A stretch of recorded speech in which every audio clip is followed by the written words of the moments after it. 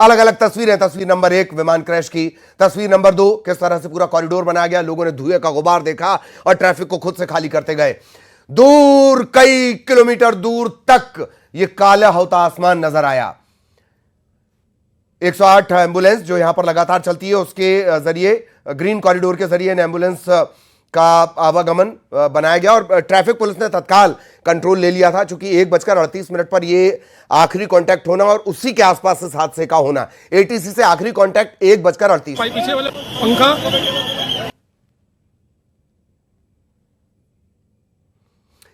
ATC से जो आखिरी कांटेक्ट है वो 1:38, 1:10 का डिपार्चर, मतलब कुछ मिनटों में 242 जिंदगियां। ये वो है जो विमान में थे।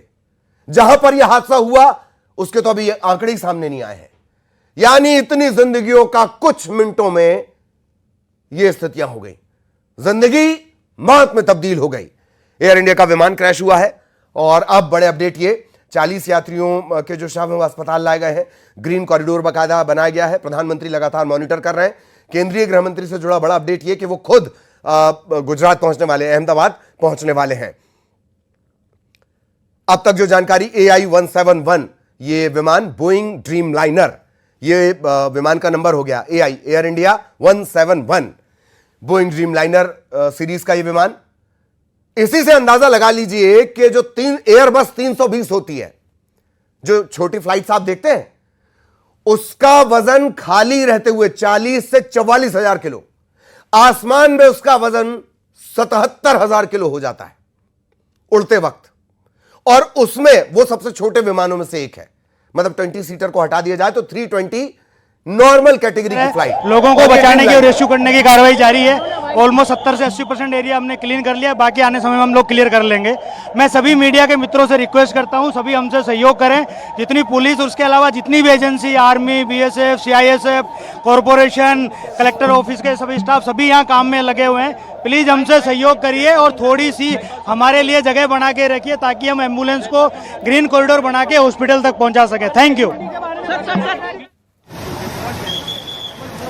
ये अलग अलग तस्वीरें देखिए, विमान क्रैश की देखिए, टेक ऑफ के दौरान क्रैश हुआ, धुआं नजर आया और उसके बाद अस्पताल की आप तस्वीर देख पा रहे हैं। तत्काल सभी को अलर्ट मोड पे रख दिया गया था और एम्बुलेंस को ग्रीन कॉरिडोर के जरिए मूवमेंट किया जा रहा है। AI-171 Boeing dream liner London के लिए यह विमान रवाना हो रहा था। इंदिरा गांधी इंटरनेशनल एयरपोर्ट से इसने उड़ान भरी। इसके बाद यह अहमदाबाद के सरदार वल्लभ भाई पटेल एयरपोर्ट पर उतरा, वहां से यात्रियों को इसने लिया। इसके बाद यह लंदन के लिए रवाना होने जा रहा था और हादसे का शिकार हो गया। हादसे के वक्त समुद्र तल से इसकी ऊंचाई तकरीबन 600 फीट के आसपास बताई जा रही है, यानी टेक ऑफ हुआ और हादसे का शिकार हुआ है।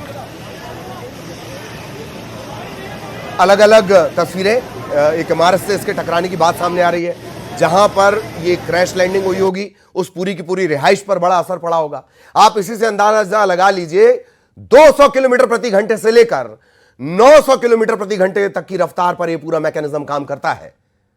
लैंडिंग और टेक ऑफ के वक्त ये जो रफ्तार होती है विमानों की, फ्लाइट्स की, 200 से 300 किलोमीटर प्रति घंटा होती है। हमसे सहयोग करिए और थोड़ी सी हमारे लिए जगह बना के रखिए ताकि हम एम्बुलेंस को ग्रीन कॉरिडोर बना के हॉस्पिटल तक पहुंचा सकें। Thank you.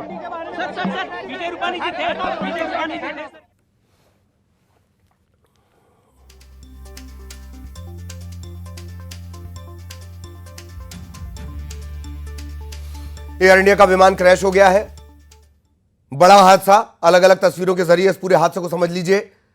भारत का इतिहास, जो हादसों का इतिहास है, वो 1950 से शुरू होता है और उसके बाद हालांकि कई विमान हादसे हुए, लेकिन भीषणतम विमान दुर्घटनाओं में से एक ही है, क्योंकि इसका असर ना सिर्फ फ्लाइट बल्कि रिहाइश पर भी पड़ा है, जो आम सिविलियन एरिया होता है वहां पर भी पड़ा है। अब तक जो जानकारियां, बड़े अपडेट्स हैं, वो हमने आपको बता दिए। 242 कुल लोग इसमें सवार थे, इसमें 12 क्रू मेंबर हो गए। 52 लोग इसमें, अलग अलग देशों की भी अब संख्या बाहर निकल कर आ रही है। ब्रिटेन के 52 लोग इसमें थे, पुर्तगाल के 6 नागरिक इसमें थे, चूंकि लंदन ये फ्लाइट जारी थी, इंटरनेशनल ये फ्लाइट थी। कप्तान जो थे उनका अच्छा खासा तजुर्बा था इसको उड़ाने का। और सबसे बड़ा अपडेट कि जो पूर्व मुख्यमंत्री हैं विजय रूपाणी, वो भी इसी फ्लाइट के जरिए जा रहे थे। आज उनको जाना था, 30 जून को वो लौटने वाले थे। देखिए, इस वक्त मैं मौके पर हूँ, ये मेघानी नगर का इलाका है। मैं कैमरामैन को बोलूँगा कि आप देखिए कि यहाँ एयर इंडिया की जो टेल है, वो टेल यहाँ पर गिर कर आई है और सामने वहाँ पर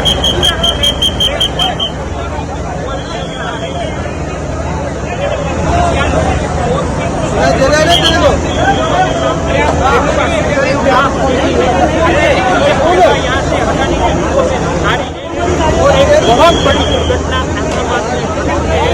कैसा कहने वाला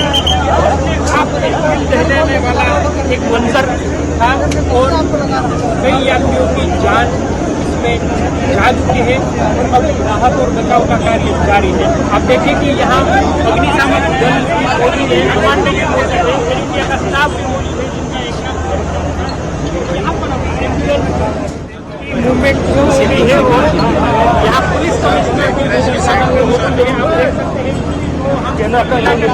एक बहुत ही दर्दनाक हादसा हुआ है और आगे इसकी जांच के बाद पता चलेगा कि प्लेन क्रैश हुआ है क्या कारण है।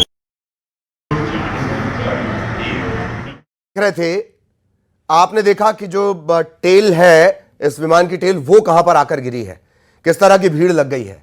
इस तरह का विमान हादसा, तमाम लोग भी भौचक हैं, हैरान हैं। वो भी रेस्क्यू ऑपरेशन में मदद कर रहे हैं। लगातार रेस्क्यू ऑपरेशन चल रहा है। सबसे पहले एम्बुलेंस के लिए एक बाकायदा ग्रीन कॉरिडोर बनाया गया ताकि आवाजाही सुनिश्चित की जा सके। अस्पतालों के हालात आप देख रहे हैं, दौड़ दौड़ कर जो स्ट्रेचर है वो वहां पर ले जाए जा रहे हैं। और ये रेयरेस्ट होता है कि इस तरह के हादसों में जान बचाई जा सके। मैं इस वजह से बार बार इसे दोहरा रहा हूं क्योंकि आपको हम बता रहे हैं कि विमान की रफ्तार कितनी होती है, फ्लाइट की रफ्तार कितनी होती है, लैंडिंग के वक्त, इसके टेक ऑफ के वक्त। यही वजह है, मशीन आखिर मशीन। कुछ देर पहले जो एविएशन एक्सपर्ट हमारे साथ जुड़े हुए थे, उन्होंने कहा कि बहुत दुखद है ये, लेकिन मशीन आखिरकार मशीन है। अहमदाबाद एयरपोर्ट के पास मेघानी नगर इलाके में ये हादसा, वजह अब तक साफ नहीं हो पाई है। और कई बड़े विमान हादसों में जो भयंकरतम होंगे, जो भीषणतम होंगे, उनमें से एक यह हादसा बन गया है। 1:38 पर आखिरी कांटेक्ट, यानी उसी के आसपास ये विमान हादसे का शिकार हुआ है। जो लगातार संपर्क होता है, जब तक कि फ्लाइट पूरी तरह टेक ऑफ नहीं हो जाती है, अपने सफर पर नहीं जाती है, तब तक एटीसी लगातार कांटेक्ट में रहता है। तो एटीसी के संपर्क